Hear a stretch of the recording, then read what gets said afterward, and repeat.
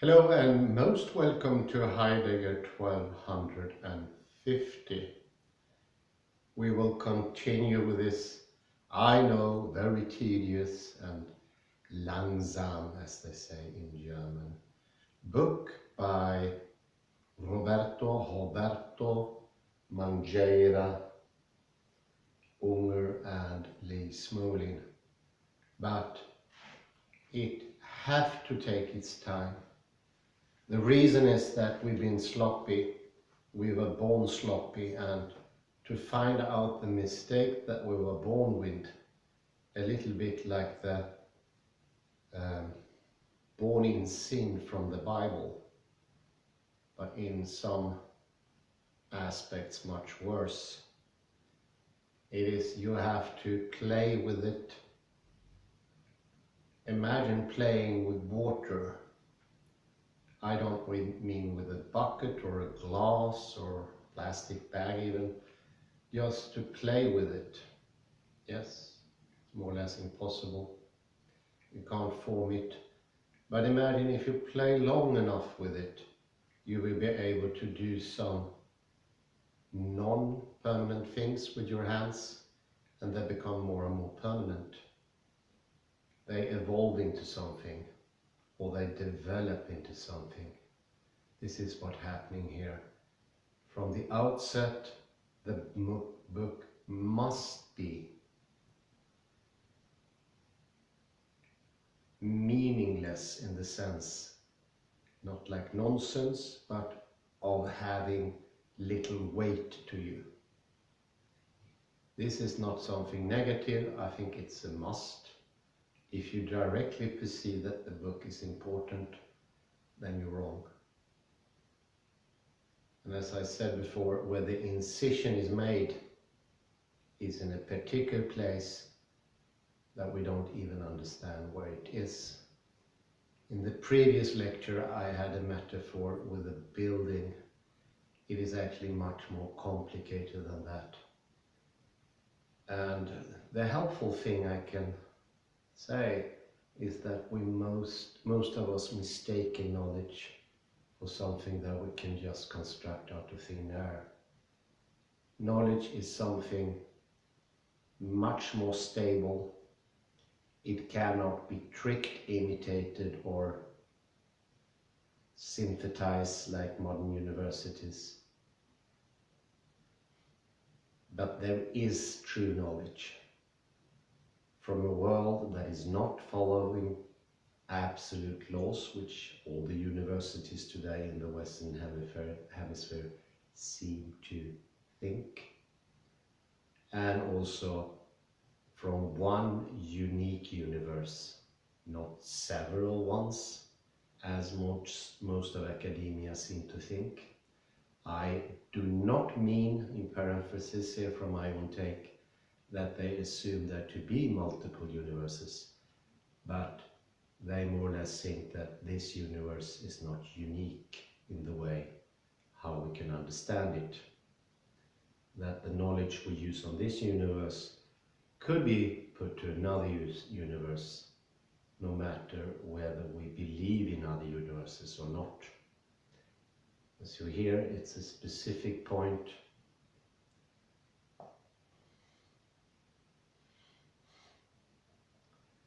I can also give some indication on mishandling our knowledge, and I would say a lot of discussions in philosophy, mathematics, in the philosophy of science, to a certain extent until recently also in the science of cognition. Definitely all of the apologetics today, they mishandle knowledge. They think they can extract whatever they want out of it, and that they are at liberty to malform it or adjust it. No, it means that you don't understand knowledge. You haven't gone through the water molding course, so to speak. And then you understand a grave error or a grave mistake, or to be absolutely accurate, a mistaken experience. Not a view, not an opinion, not an argument, not an ideology, a mistaken experience. Something truly experienced, perceived, but the perception was wrong. You can, in some ways, and I think you do, perceive the world to be outside of yourself, that it has its structures already made. I think we can use this as a tester.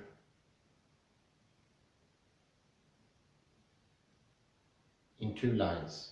A, think of the world as you can form it and mold it in whatever way you want.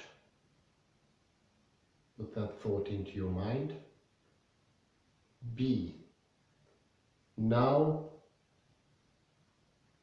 try to get the feeling that makes. Is it a feeling of being able, or rather is it a feeling of being in yourself, dreaming, not being real or wishing? Or is it now the world becomes more real, more shared by others? If it's the former, you are in the Stimmung of the classical mood, and that would also mean that if you try to perceive whatever you want or try to rule reality, you will do injustice or violence to it. If you're in the latter, you have reached the quantum state, because it's a different modus in yourself. Therefore, the term "you are the creator of your own reality" only applies if you're not in the classical modus. And this is not, as I said so many times before, a question of 0 and 1. It's a degree thing here. It's definitely a degree thing. Well,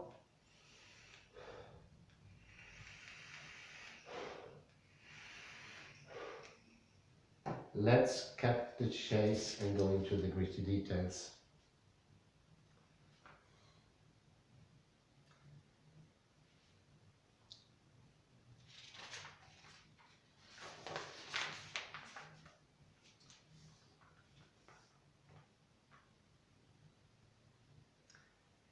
In the pursuit, I just continue where I left off in 249, I think it was.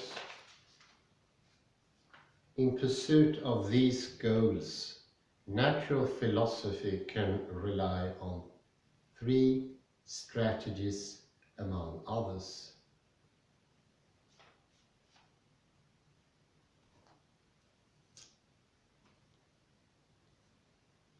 Each of these strategies plays a major role in the arguments of this book.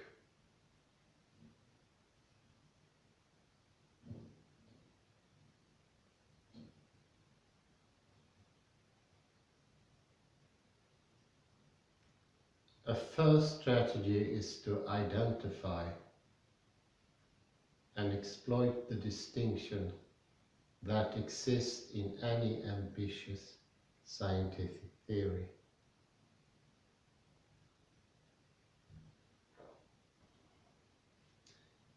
Between its hardcore of the empirically validated insight and of operational procedures, and the supra-empirical ontology with which this hardcore is ordinarily combined.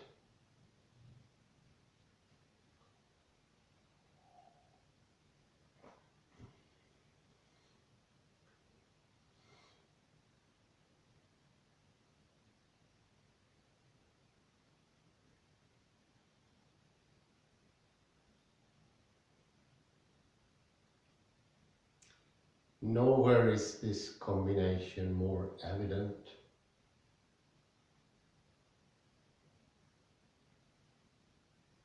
and more important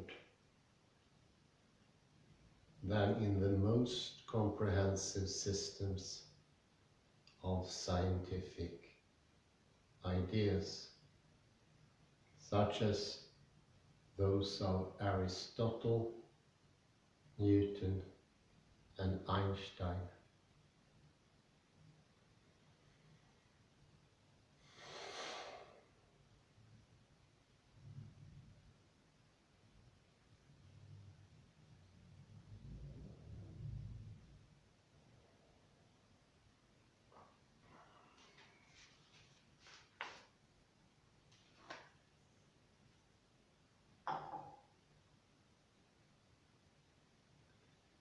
The same combination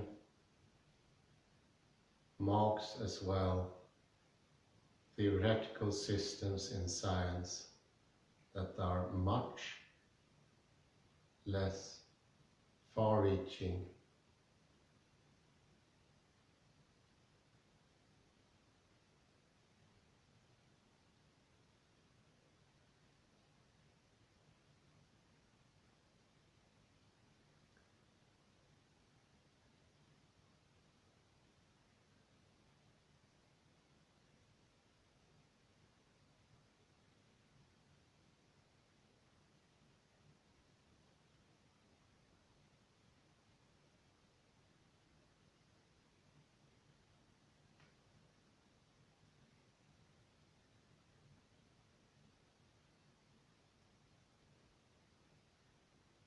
viewed from one perspective. A physical theory is a guide to practical orientation and transformative action in part of the world.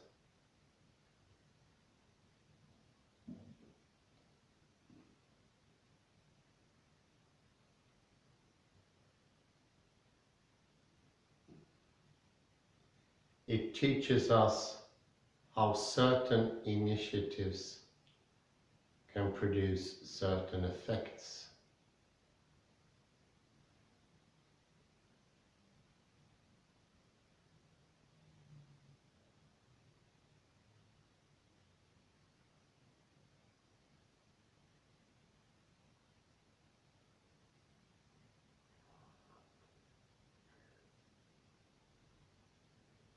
It shows us as well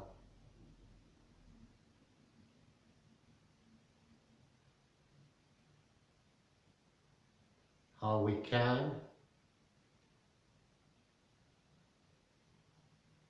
and must adjust our limited and misleading perceptions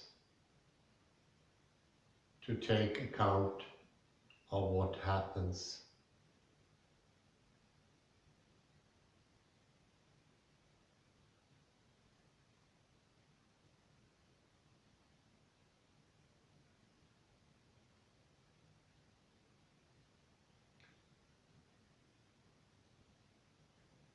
Our observational and experimental equipment is decisive in extending the reach of unaided perception and of transformative intervention in the workings of nature.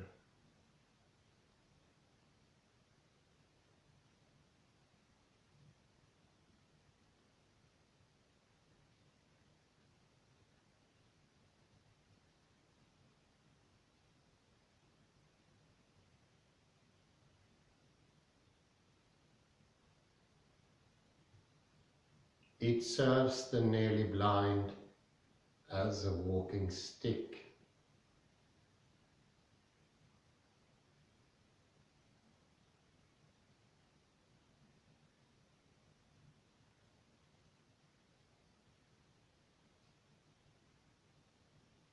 In this respect,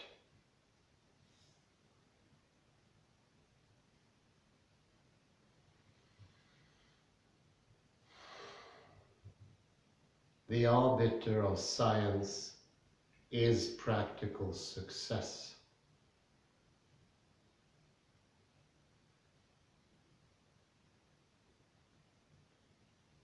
Success at guiding intervention and at correcting perception.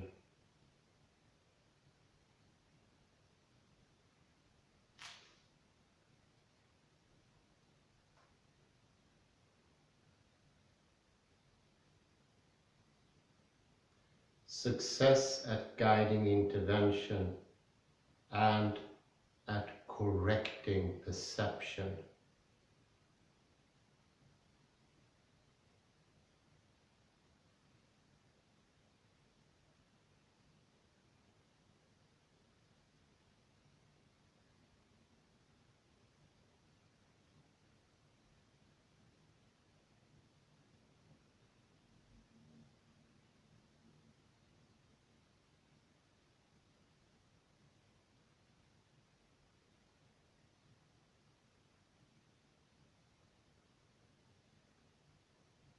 Science, in the performance of this role, has no message about how things really are, only about what we must assume them to be like for our limited purposes.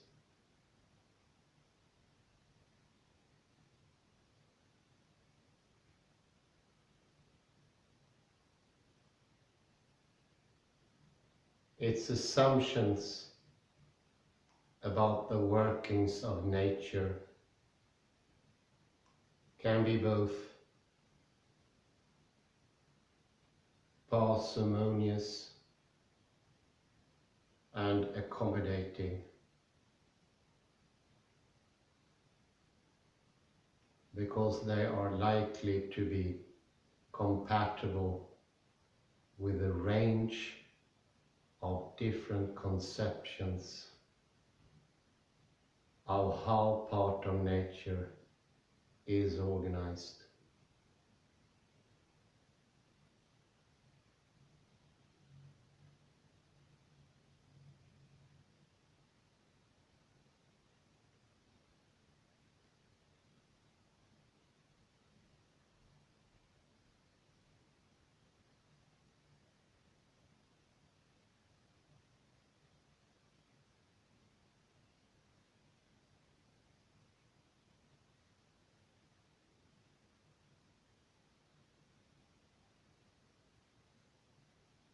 In the history of science, however,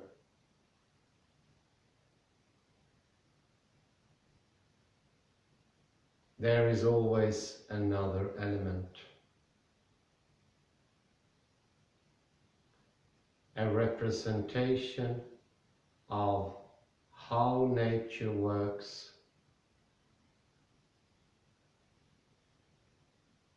and how it is structured in a particular domain.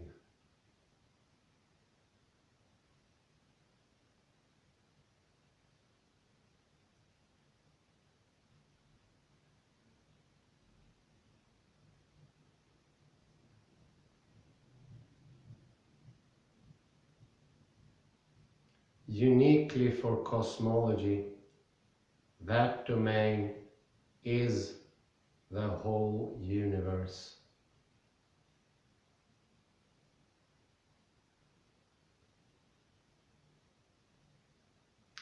Insofar as science plays this second role,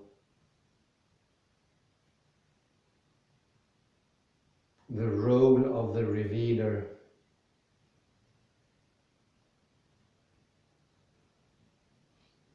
it subscribes to an ontology.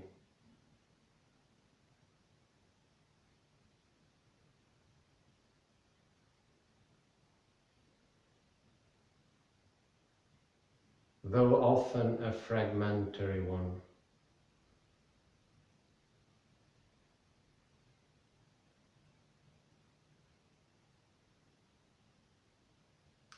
A conception of the kinds of things that there are in the part of nature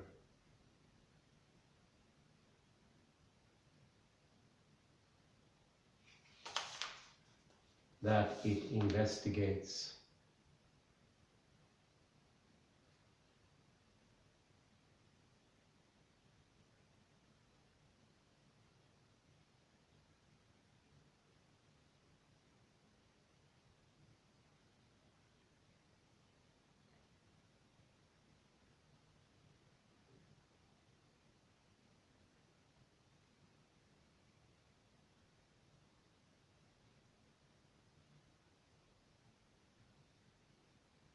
This ontology is supra-empirical.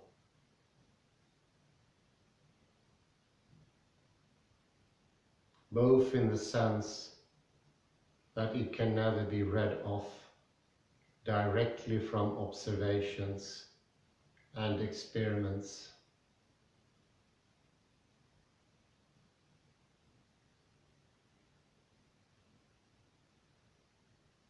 and in the sense that we can learn from the experiments and observations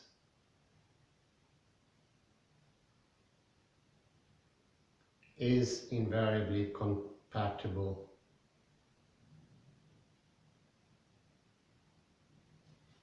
with more than one such view of the kinds of things that there are.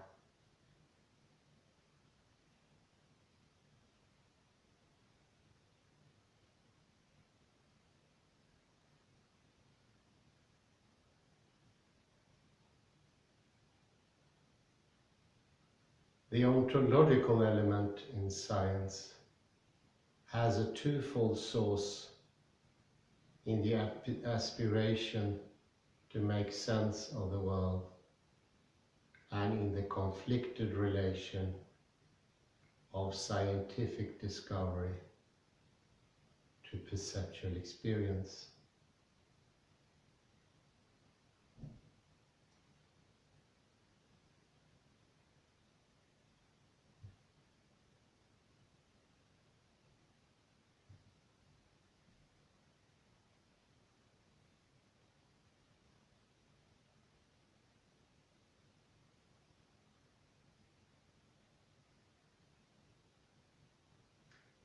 To guide our transformative interventions in nature,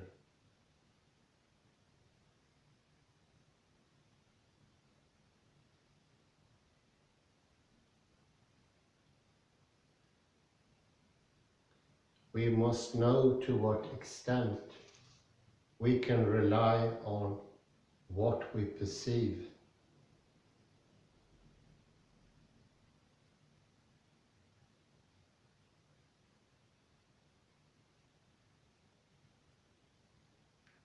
To need to organize, to extend, and to correct our perceptual experience without abandoning it provides a permanent incitement to ontological speculation.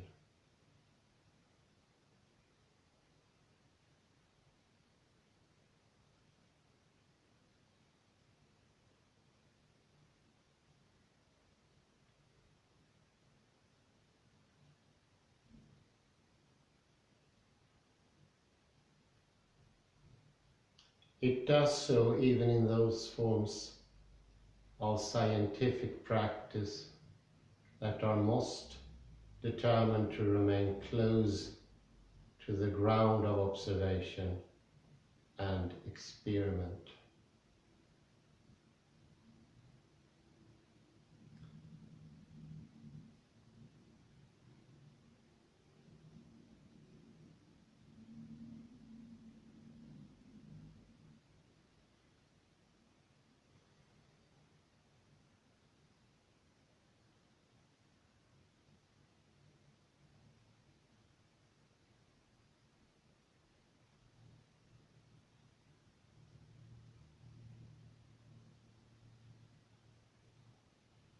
For this reason,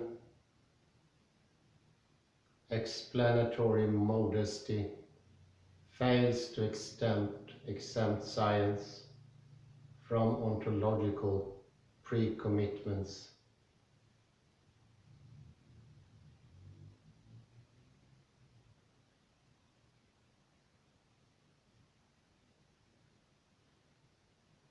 If science cannot avoid such commitments, it becomes crucial to make them explicit, to weigh their advantages and disadvantages, and to understand their implications.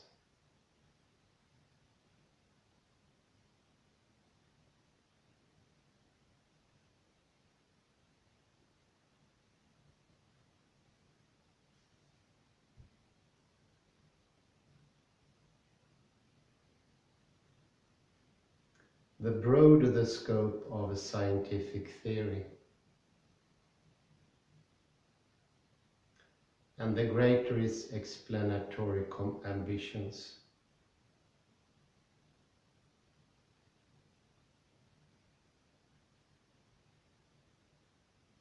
The more significant the presence of this supra-empirical ontology is likely to be.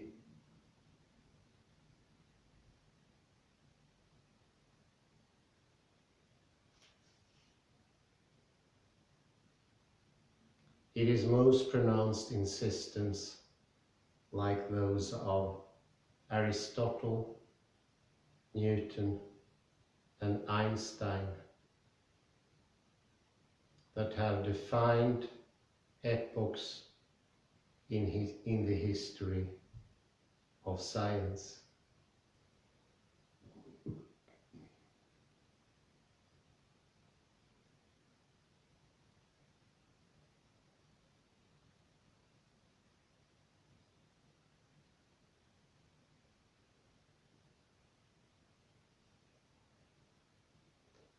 Nevertheless, the distinction between the empirical and the supra-empirical aspects of a theoretical system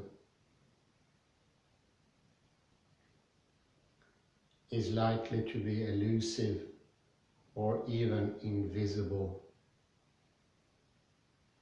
to the authors as well as to its converts.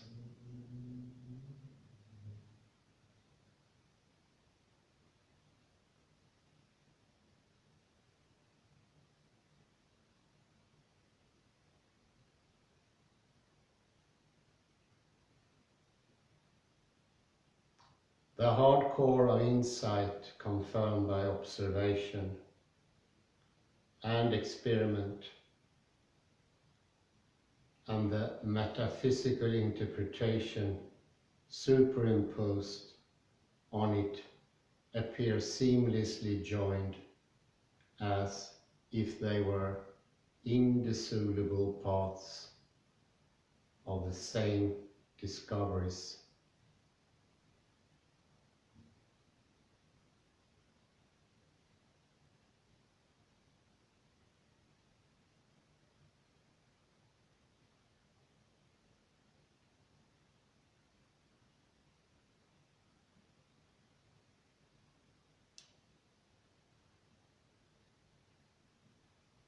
And the same understanding, very important.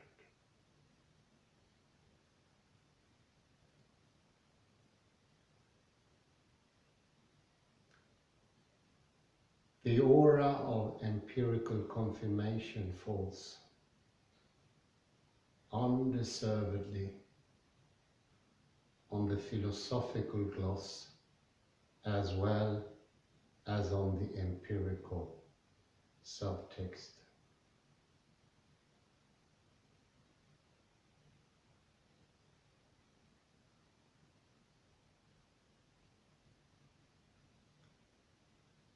For this reason, a major scientific system represents in part a frozen natural philosophy, just as an established institutional and ideological regime amounts to frozen politics, resulting from the temporary interruption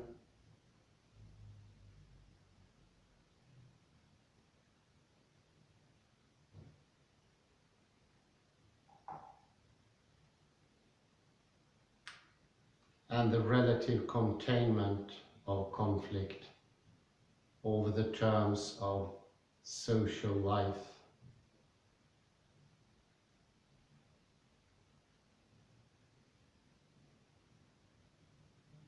Having been accepted by the adepts of the theories to which it belongs as a fact of the matter, it becomes relatively entrenched against challenge.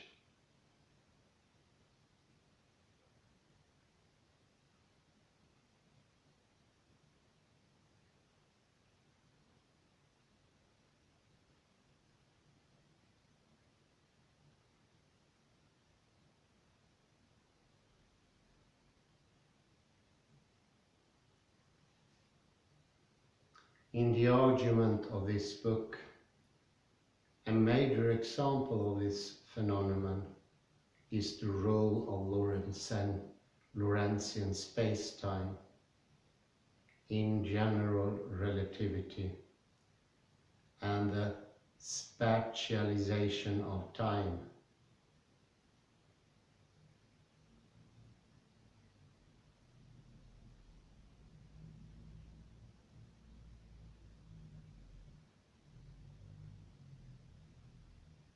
The treatment of time as accessory to the disposition of matter and motion in the universe.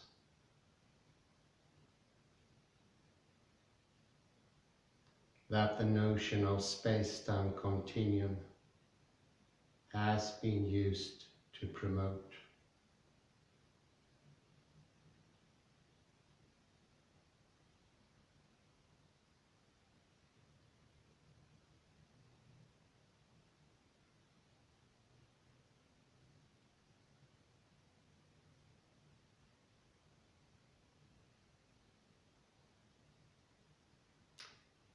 The empirical tests adduced in favor of general relativity bear,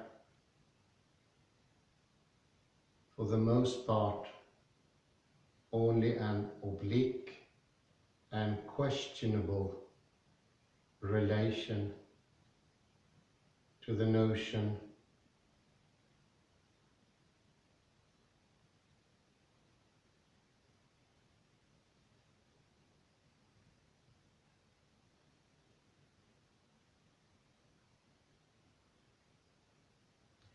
yet the conception of the space-time continuum is almost universally viewed as validated by the classical and post-classical tests of general relativity.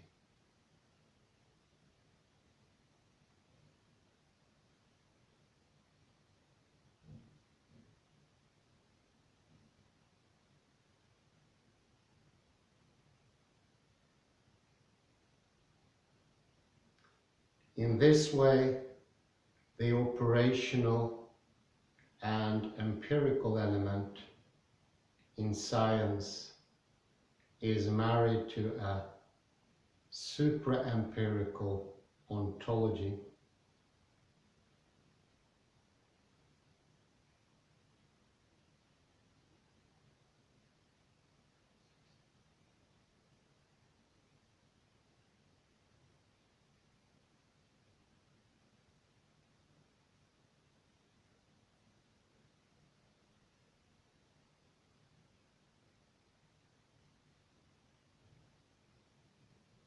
From time to time, an advance in science requires that this marriage be dissolved.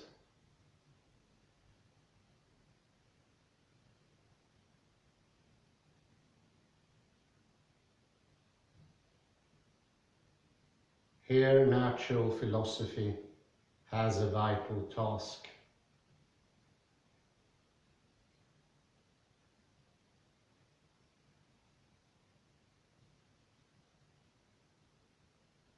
It can provide an antidote to metaphysical bias. When such bias is disguised as empirical truth.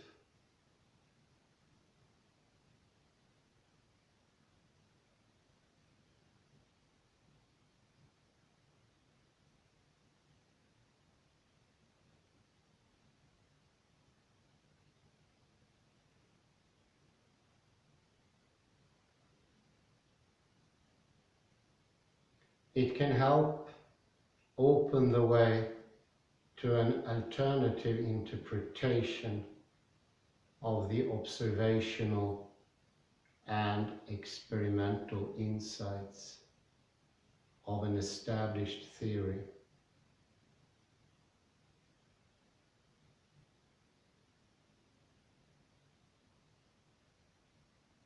In this practice, it can find a powerful instrument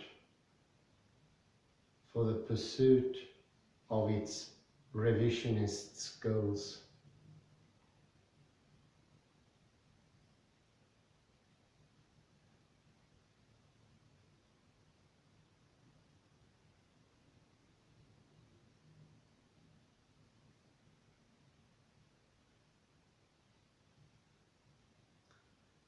A second strategy available to natural philosophy is to confront the practices followed in one branch of science with those that are preferred in another.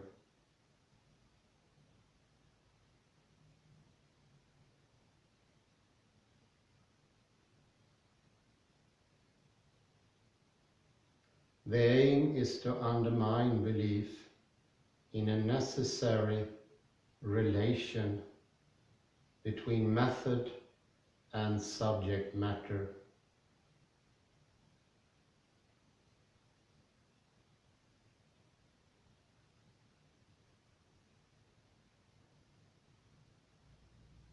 A consequential change of direction in any science is likely to have methodological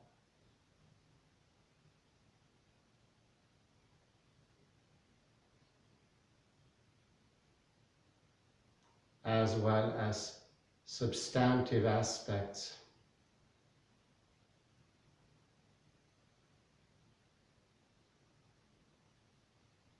No way of practicing a science is likely to survive unchanged a major innovation in the content of the ideas in that science.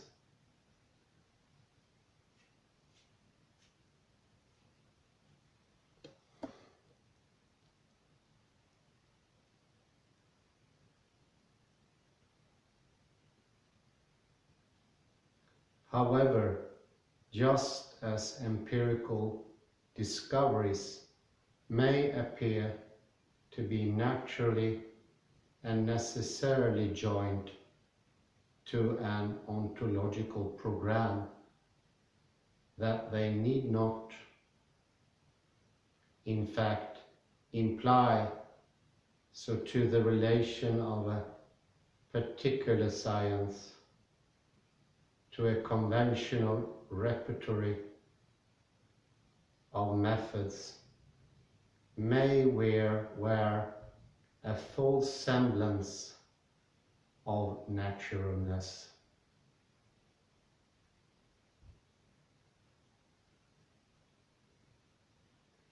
and necessity.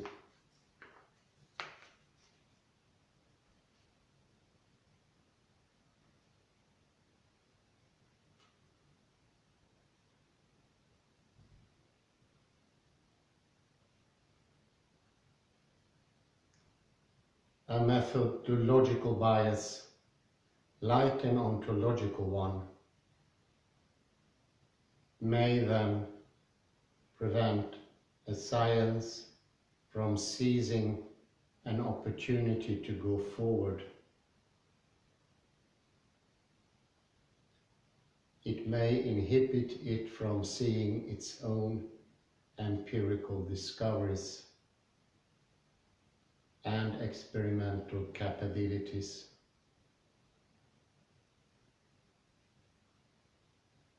In the light afforded by the methods employed in another science.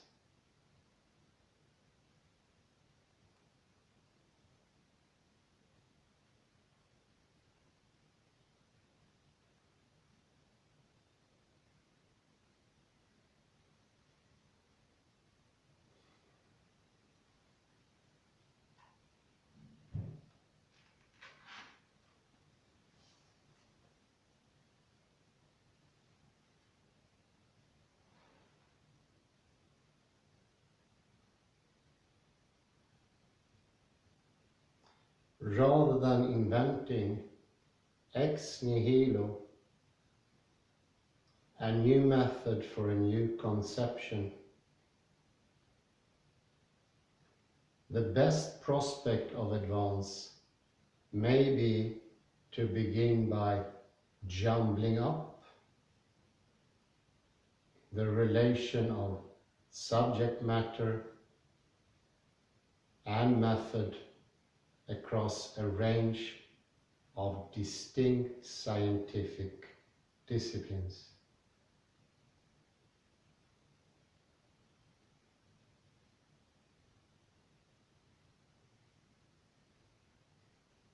By looking next door to the neighboring sciences and asking to what extent some of their practices can be important, we begin to free up the connection between method and substance.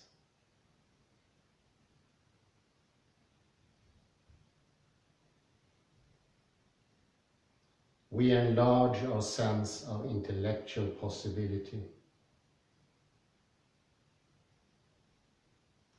The point will rarely be to replace the procedures of one science with those of another.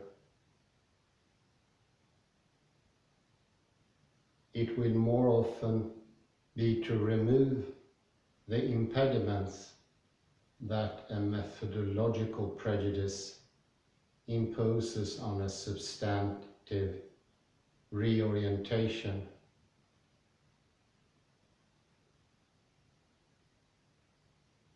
The comparative and analogical exercise may thus serve as an early step in an itinerary of theoretical reconstruction.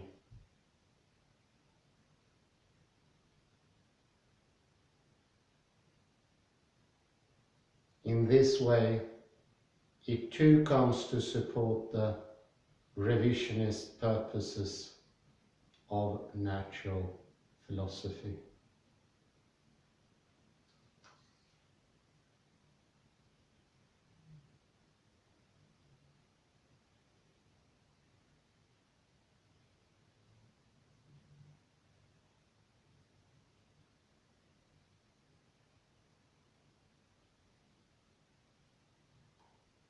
An example of this strategy in this book is the consideration of the extent to which moves characteristics of the life and earth sciences, and even in social and historical study may have cosmological uses.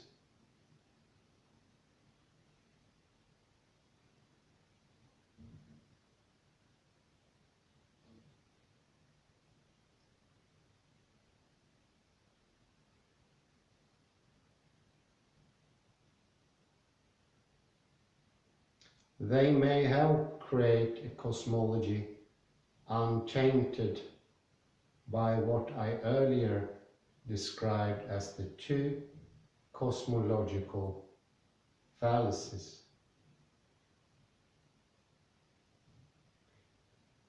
Thus, the principle of path dependence, of the mutability of types, and of the joint evolution of types and regularities, familiar in natural history, and more generally in geology and biology.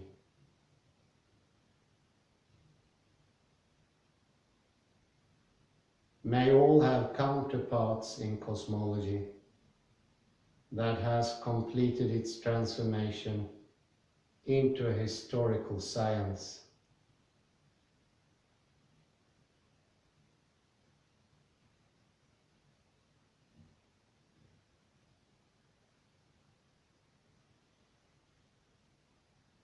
The ideas of causation without laws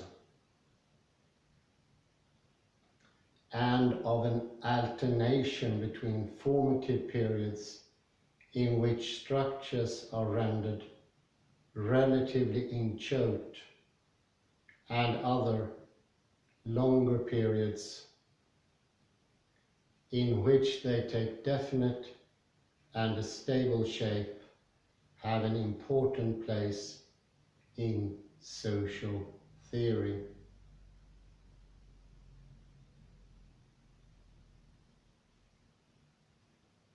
They may also prove useful to thinking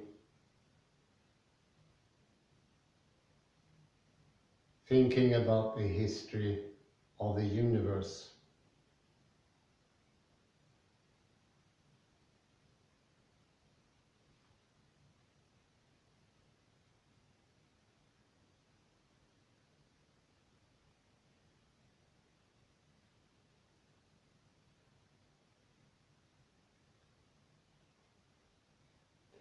A third strategy on which natural philosophy can count is the attempt to establish a direct connection between speculative conceptions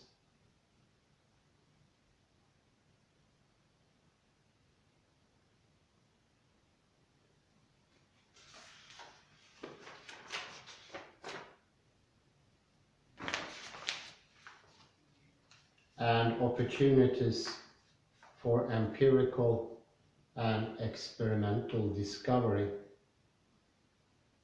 and to do so tentatively and suggestively without passing as science normally must through an intermediate stage of systematic theory.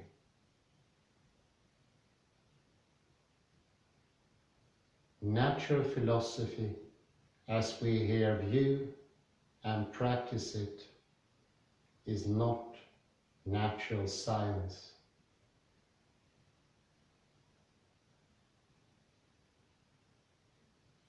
Neither, however, is it what the philosophy of science has largely become: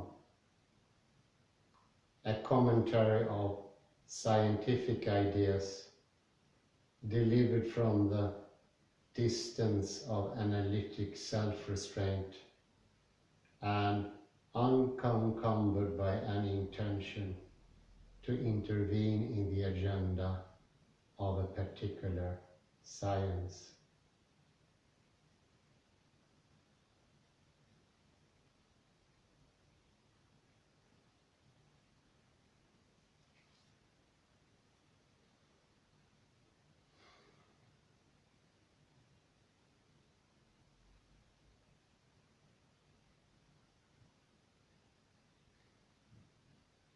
If it is to play such a role, even its most speculative conceptions must be able to form part of a set of ideas that, at least as at its periphery of implication, if not in its core conceptions, lays itself open to empirical challenge and confirmation.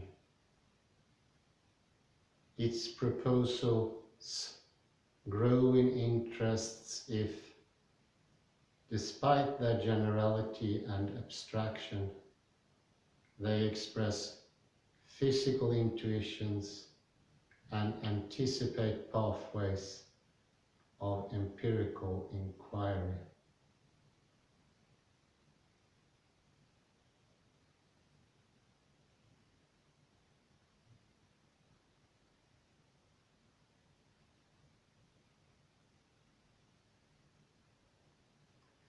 The bridge between the speculative conceptions and their empirical vindication is scientific theory.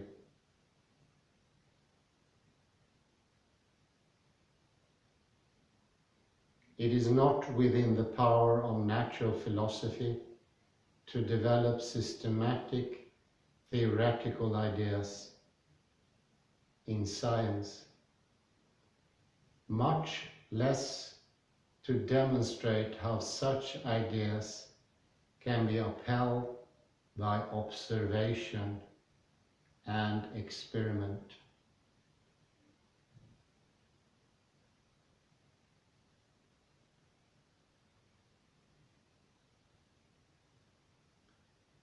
What natural philosophy can and should do in its role as scout of science and enemy of the metaphysical, and methodological preconceptions that restrain its progress, is to foreshadow theory.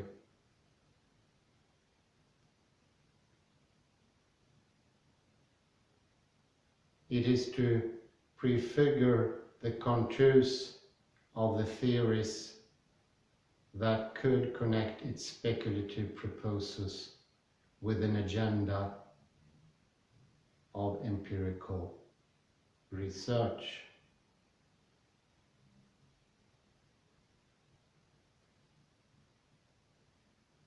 Having helped overturn the metaphysical and methodological obstacles to a reinterpretation of what science has already discovered,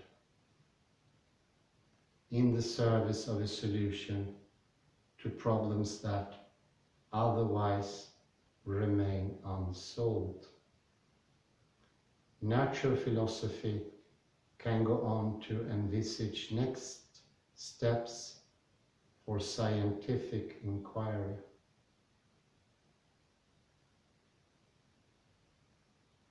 It can suggest how speculative ideas that may at first seem paradoxical can in fact begin to take theoretical shape. In fact, alternative theoretical shapes.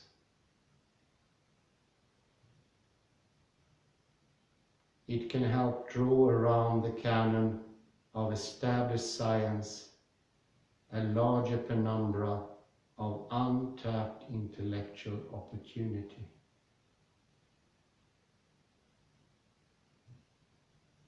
Because it is not a science, but only a prophecy of science, or a prolegomenon to theory. Natural philosophy cannot choose among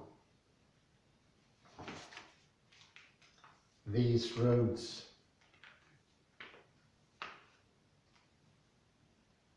Much less can it travel on them.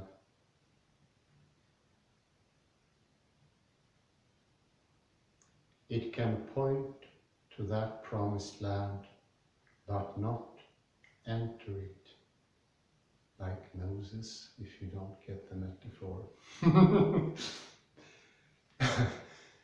The following chapters provide many examples of this strategy of seeking to connect the speculative with the empirical by means not of a single organized and tested theory, but of a range of alternative theoretical possibilities, sketched rather than developed.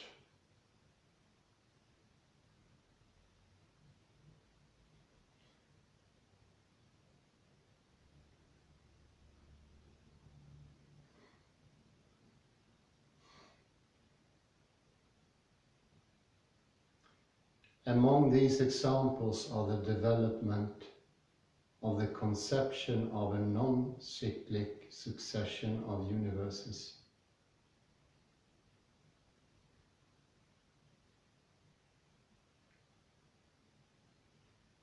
as a deepening of the idea of the singular existence of the present universe, the defense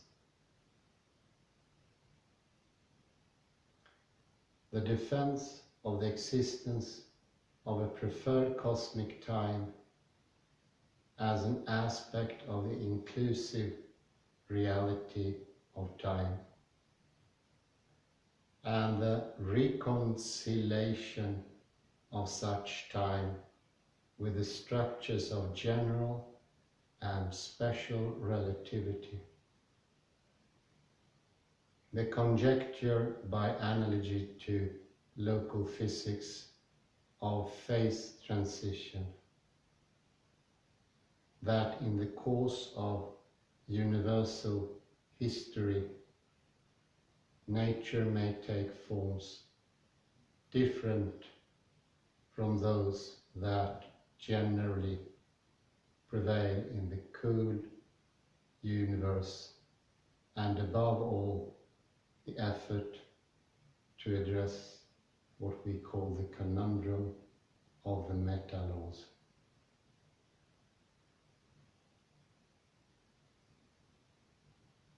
How we can make sense of a joint evolution of the regularities and of the structures of nature, and lay this proposal of co-evolution open to empirical inquiry.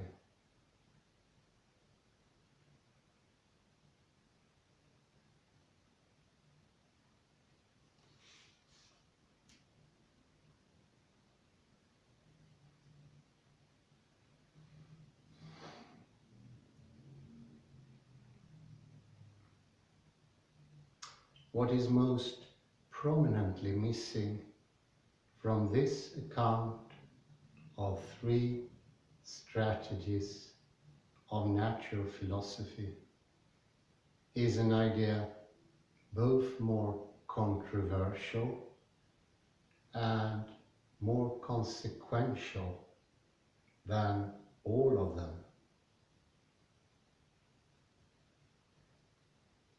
If I fail to list it as a fourth strategy, I do so because it represents one of the central claims of this book.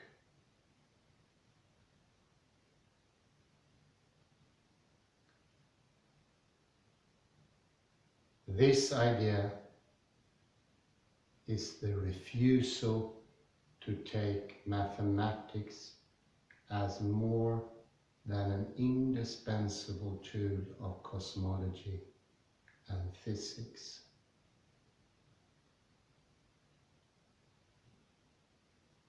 an anti-vision of the ultimate structure of nature and a supreme judge of right and wrong in physical science.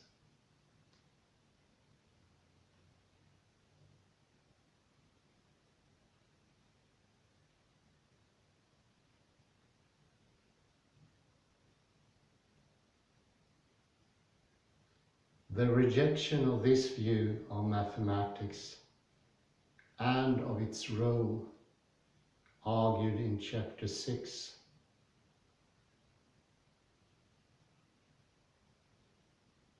results in an understanding of the prospects of basic science at odds with the one that is now in command.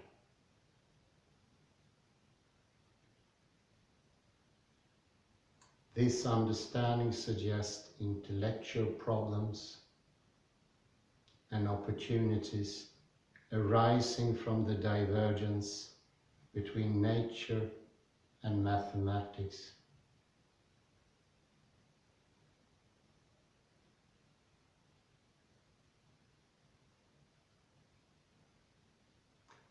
It prefers to make of mathematics a good servant rather than a bad master.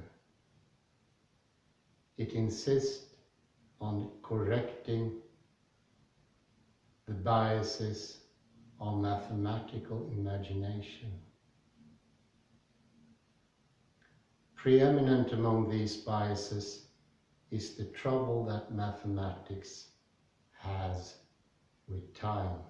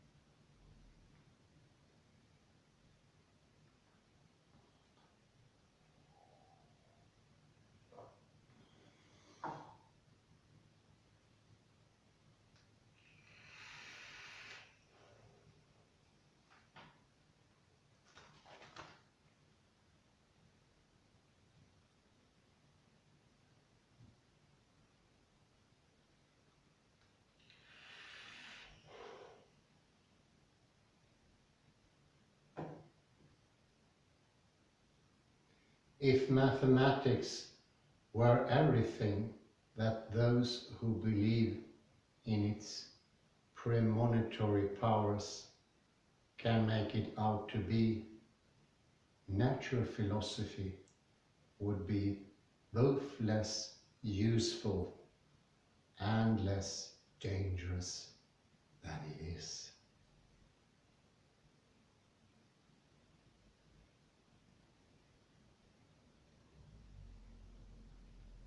What is at stake? What is at stake in the argument of this book is the future of ideas that have shaped both how we do science and how we interpret the meaning of some of its major discoveries.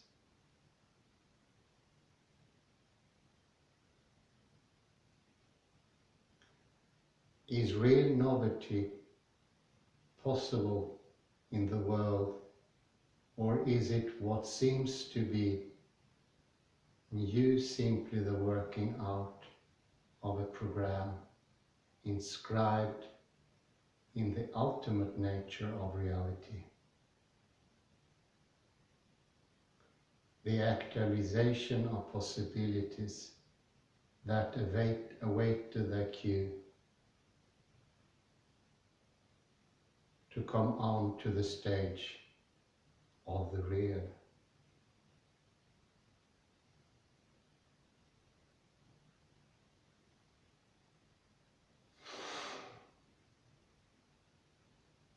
Is there only one universe, or is this universe of ours simply one of many?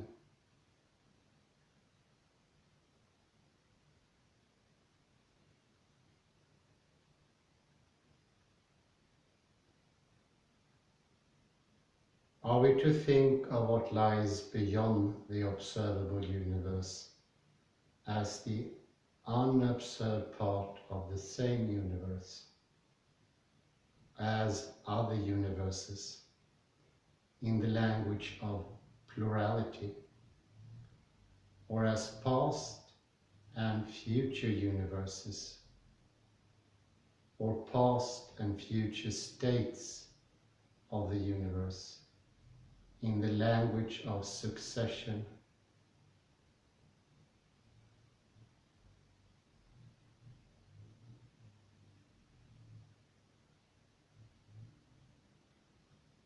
Is time real, inclusively real, to the point of holding sway over everything? Or is part of the ultimate reality, notably a framework of unchanging regularities of nature and a structure of ultimate constituents of nature outside time?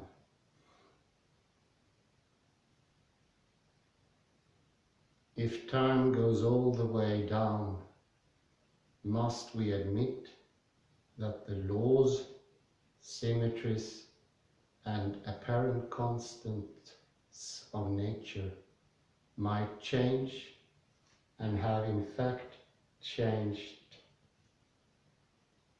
in the course of the history of this one real world?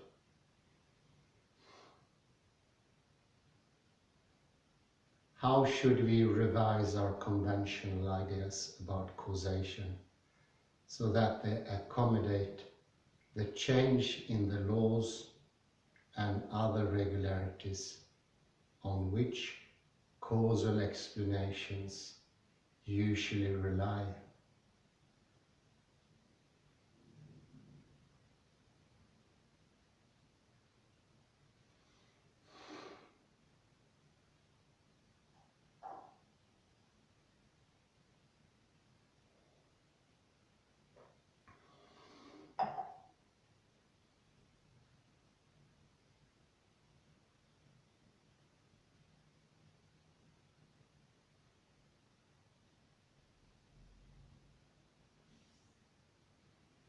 And how should we think of the causation of the change of the laws of nature on which causal judgments are ordinarily thought to depend?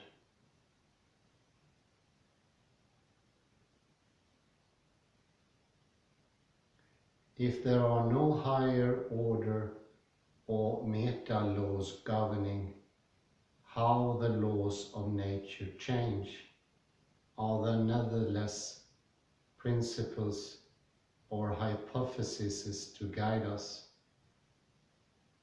If so, can we assess and confirm and disconfirm them in the light of their empirical implications or predictions? Are we entitled to say in physics and cosmology, as we have learned to say in the life and earth sciences and in his social and historical antiquity, historical inquiry, that insofar as explanatory laws exist,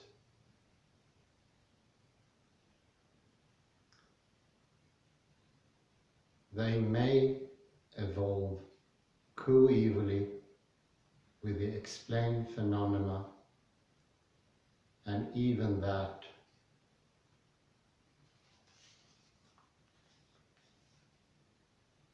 there may be causality without laws.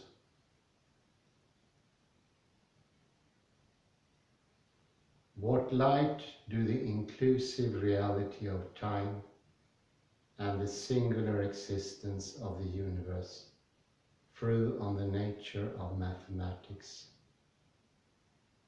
and on its uses in natural science?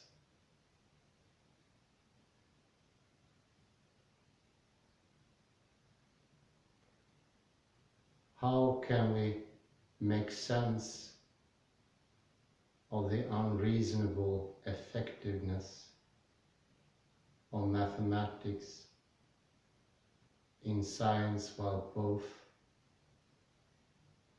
affirming the reality of time and recognizing the timeless character of the relations among mathematical propositions?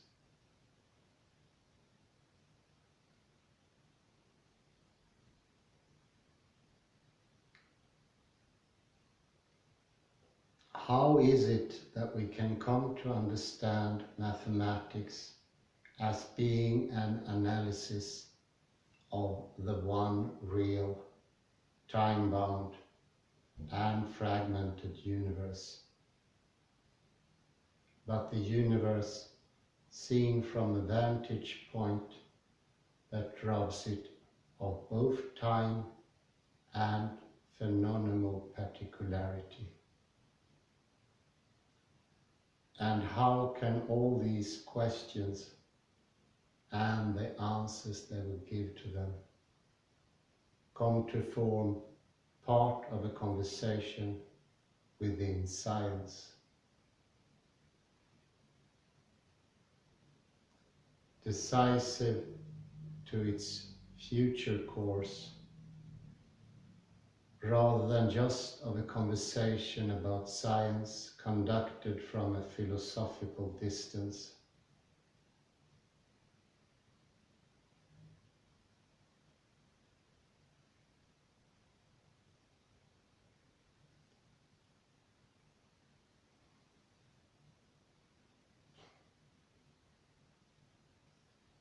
In formulating these questions and in proposing answers to them, we must contend with not one, but with two adversaries. To grasp the intention of our argument, it is useful to understand the relation between them. I'm going to put a short pause here.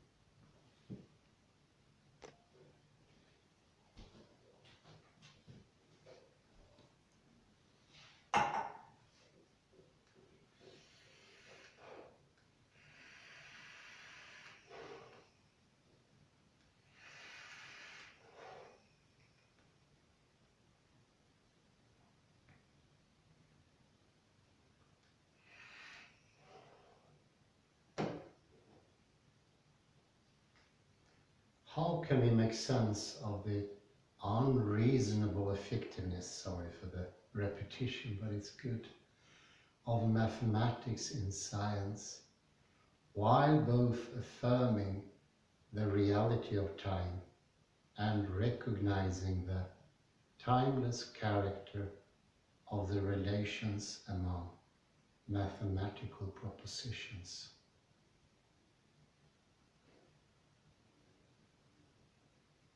How is it that we can come to understand mathematics as being an analysis of the one real, time-bound and fragmented universe?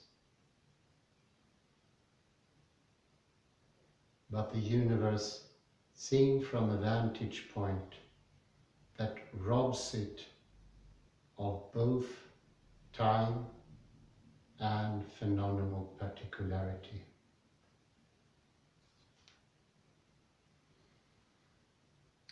And how can all these questions and the answers we give to them come to form part of the conversation within science, decisive to its future course, rather than just of a conversation about science, conducted from a philosophical distance?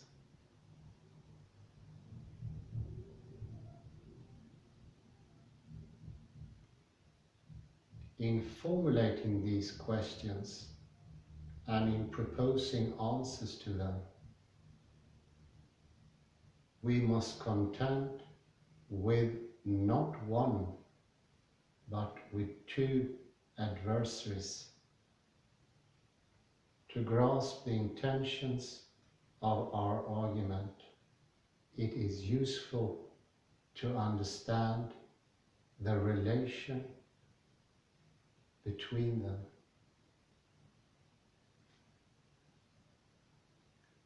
The chief opponent is a distinct but immensely influential stand within the tradition of physics and cosmology, from Galileo to relativity and quantum mechanics.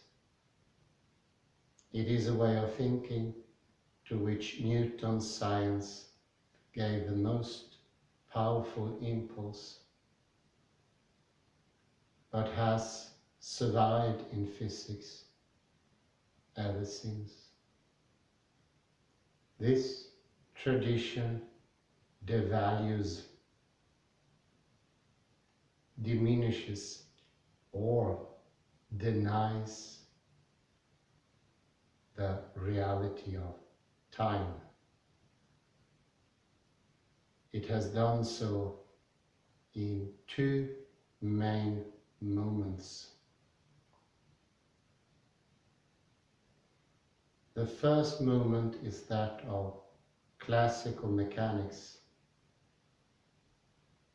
The decisive move is the unwarranted generalization of the Newtonian paradigm, the explanatory practice distinguishing between stipulated initial conditions and a configuration space of law-governed events.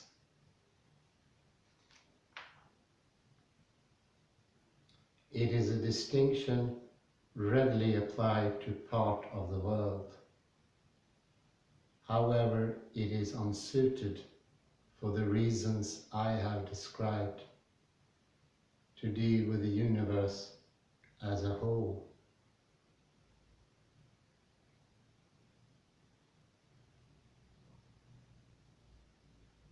It has no legitimate cosmological use.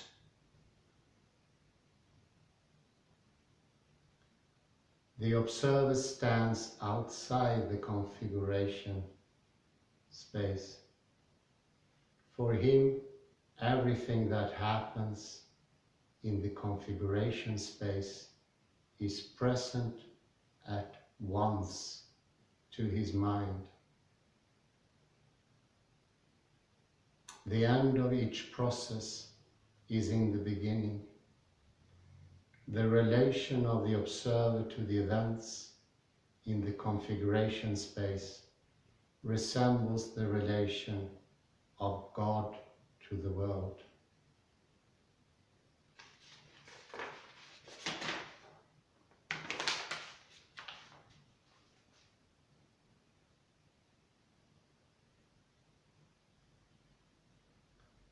The ideas informing this tradition deny or devalue the reality of time twice. First, because within the configuration space, everything is governed by a deterministic or statistical laws that,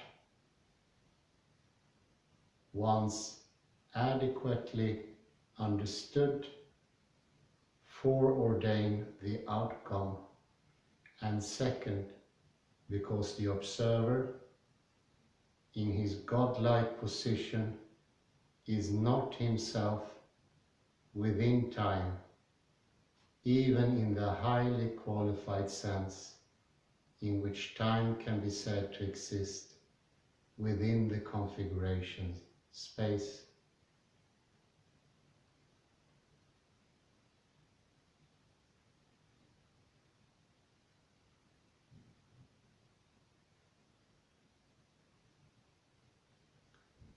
The human experience of time has no significance for such an observer. In his scientific capacity, he frees himself from the dross of humanity, sunk in time. He sees the world through the lens of timeless laws of nature, expressed in mathematical propositions standing outside time.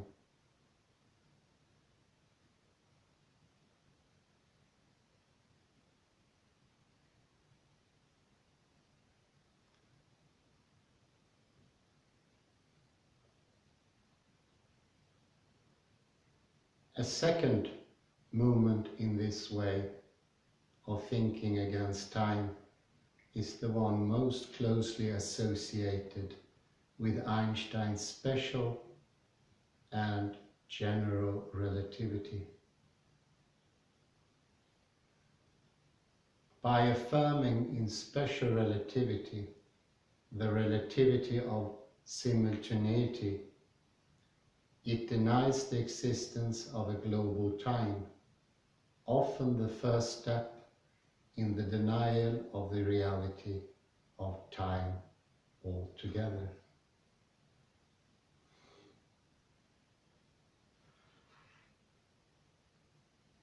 By representing in an influential interpretation of general relativity,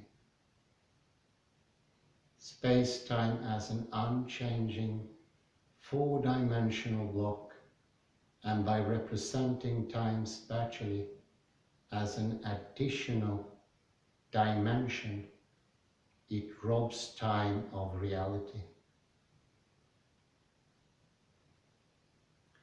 The spatialization of time in this block universe view goes further toward denying or circumscribing the reality of time than classical mechanics had ever done.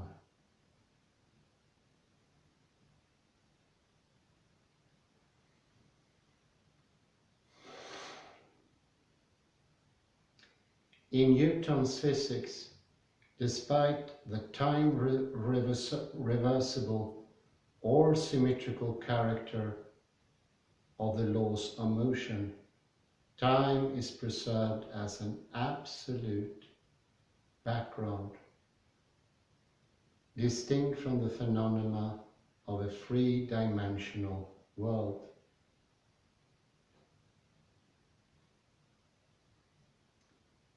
In parentheses,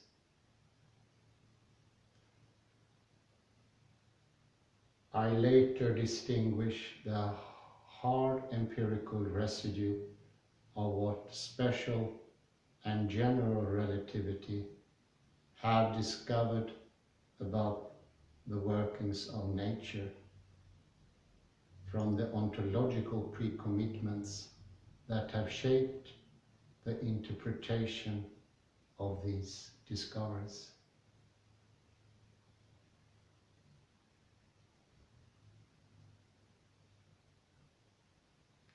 The denial or devaluing of time. In these two successive moments of the history of physics has one of its most revealing implications, the privileged position accorded to mathematics.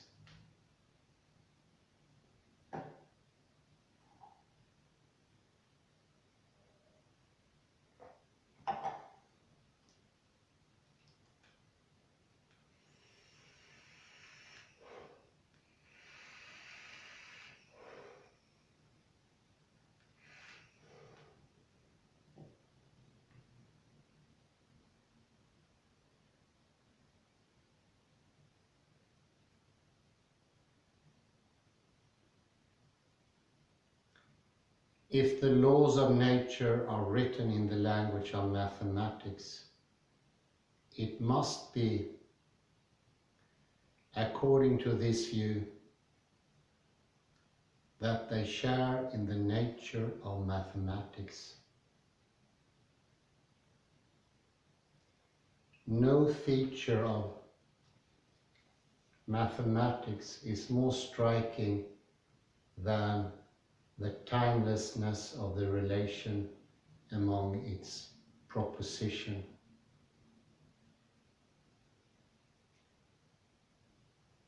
It is a feature that stands in stark contrast to the time-bound relation among causes and effects in the world, as exemplified both in our first-hand acquaintance with nature and in our conventional use of causal language.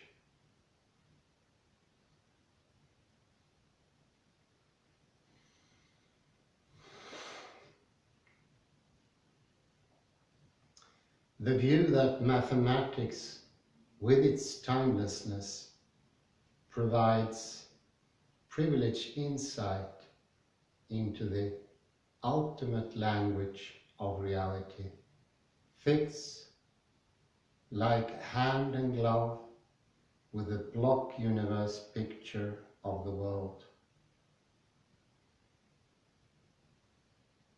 It accords as well with the idea that the physical events and the entire manifold of space-time happen within a framework of natural laws that is itself timeless.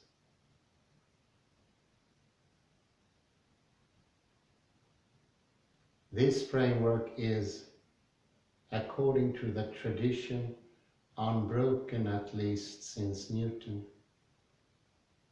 the embodiment of the godlike intellect, the mind looking in from the place outside time upon the world in which, for human beings, time seems all too real.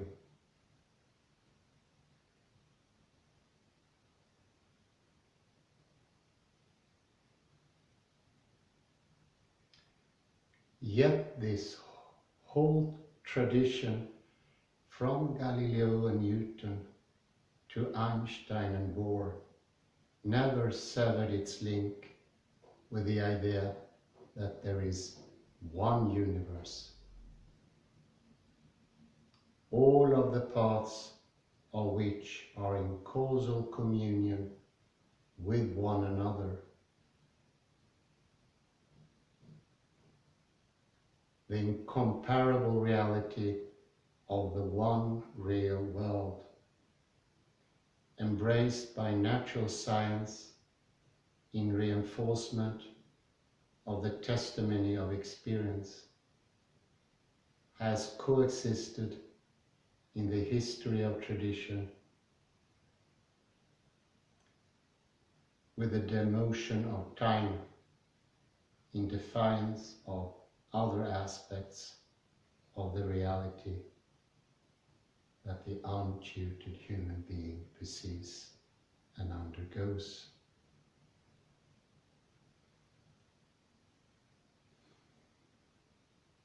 We argue against this conception. The orthodoxy of natural science, at least in physics, from the mid-17th century to today,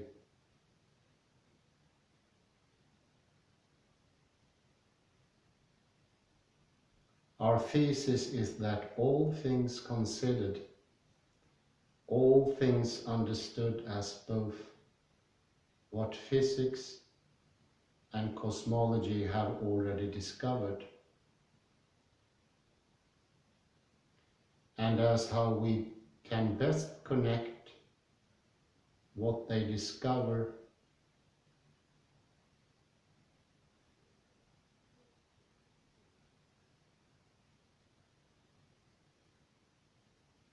and how we best can connect what they discovered with what we also know about the world and about ourselves from other sources and by other means.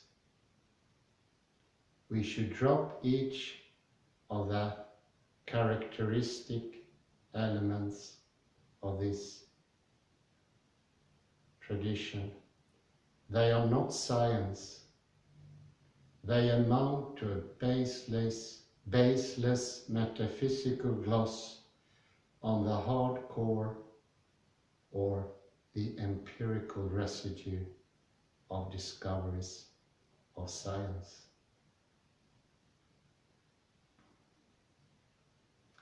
What science has discovered about the world, as distinguished from what scientists often say about these discoveries, gives us mounting reason to reject the philosophical prejudice.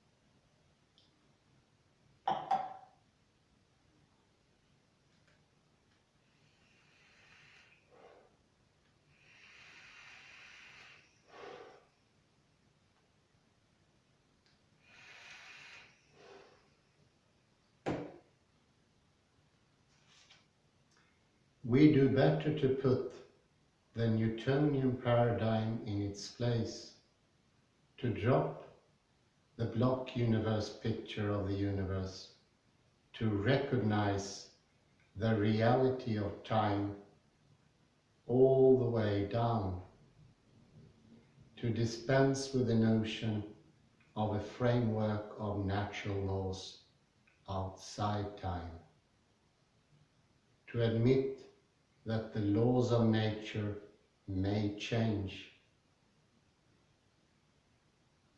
to deflate the claims of mathematics to represent a uniquely privileged channel of insight into reality.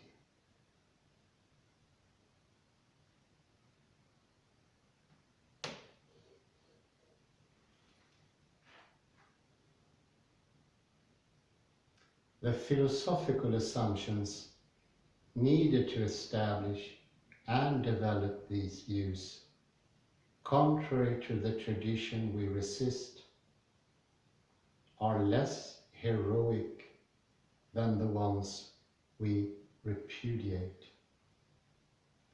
They require much less of a break with how other sciences understand nature, as well as with our pre-scientific experience of the world.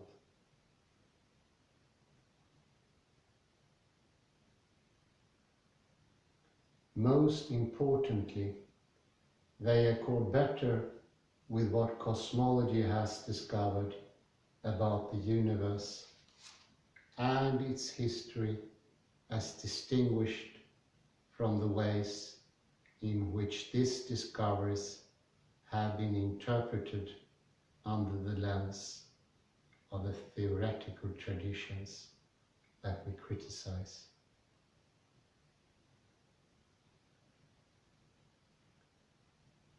None of these considerations imply that the natural science should obey the lesson of the senses, unassisted by scientific instrument and theories. After all, part of the point of science is to loosen the restraints on insight resulting from our condition as fragile, ramshackle, and mortal organism, situated in time and in space. It is no goal of this argument to defend our pre-scientific experience against science, or to reconcile the latter with the former.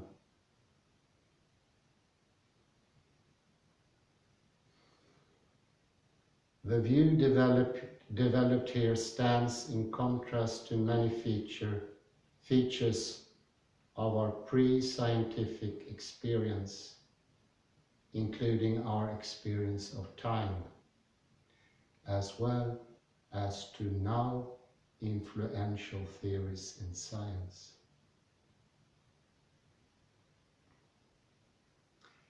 Willingness to defy that experience should, however, be subject to qualifications.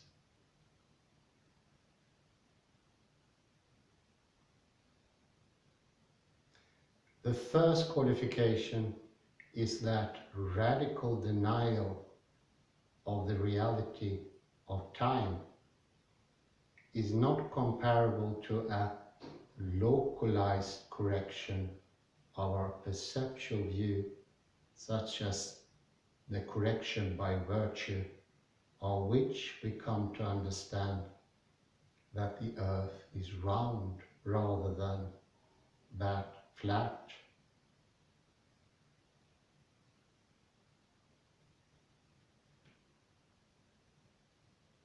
And that it can be round without our falling off it.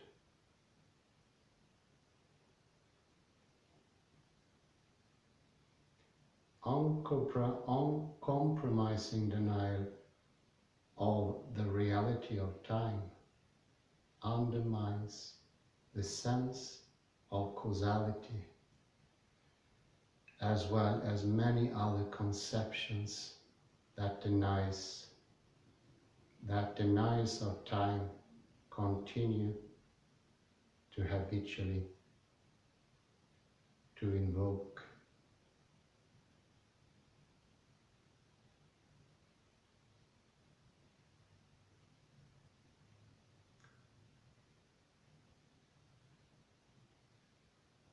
The temporal element in our experience is not a thread that we can pull out while we're leaving all the others in place.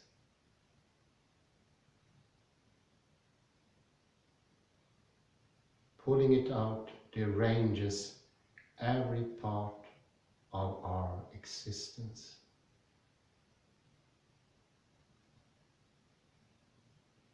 It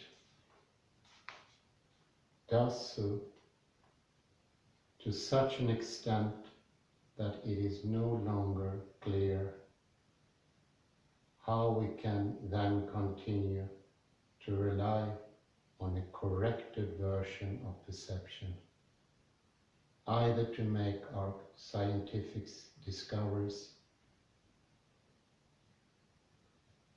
or to interpret them. It is not a move to make lightly,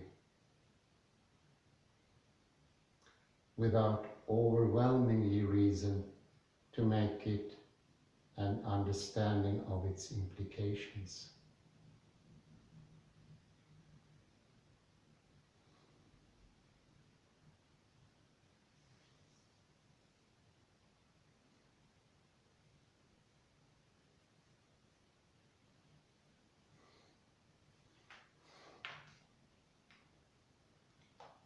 The second qualification is that the basis on which we defy untutored and unequipped perception matters.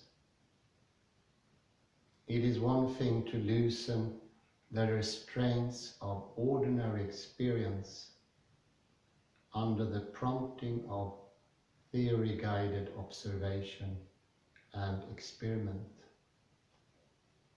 It is another to deny them under the influence of a metaphysical program.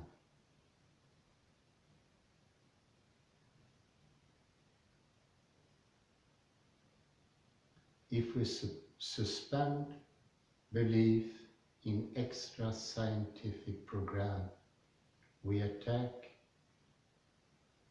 we will not be at loss to move forward, even to advance in the direction of views that are counterintuitive, perplexing and subversive of the present form of the marriage between empirical discovery and super-empirical ontology in our cosmological ideas. That was certainly a decisive blow against the unreality of time. And with that follows also the unreality of space, or the reality of anything. I think I'll conclude here. Thank you very much for your attention and have a very pleasant afternoon. Yes, it is still afternoon here in Sweden. Darkness is coming. It is November. We're not that far from the North Pole. Bye bye, and thank you very much.